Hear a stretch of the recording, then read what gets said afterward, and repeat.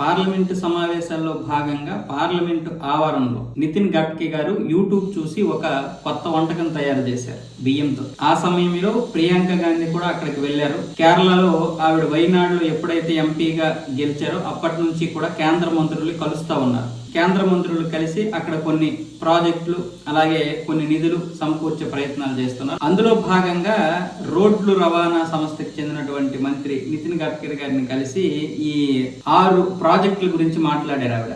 ఈ 6 ప్రాజెక్టులకు సంబంధించి ఆయనకి కొన్ని వినతి పత్రాలు అయితే ఇవ్వడం జరిగింది. ఇవి తొందరగా పూర్తి చేయాలని ఆయనకి విజ్ఞప్తి చేశారు. ఆయన ఇప్పుడు ఏమన్నారంటే, నేను మీ అన్నయ్య రాహుల్ గాంధీ పని చేసేసాను. ఎందుకంటే ఆయన కూడా రాయబరేలీకి చెందినటువంటి కొన్ని పనులు చెప్పారనమాట. అంటే అవి పూర్తి చేయమని రిక్వెస్ట్ చేస్తే ఆ పనులు పూర్తి చేసేసింది కేంద్ర ప్రభుత్వం. మీ అన్న చెప్పినటువంటి పనులు పూర్తి చేసేసాను, ఇక నీ పని కూడా అయిపోతుంది, నువ్వేం టెన్షన్ పెట్టుకోకు అన్న విధంగా ప్రియాంక గాంధీకి కూడా ఆయన అయితే చెప్పారు. మీ అన్న పనులు చేశాక నీ పనులు చేయకపోతే బాగుంటుందా, మళ్ళీ నువ్వు ఫిర్యాదు చేస్తావు అని అనేసరికి అక్కడ ఉన్న వాళ్ళందరూ కూడా నవ్వారు.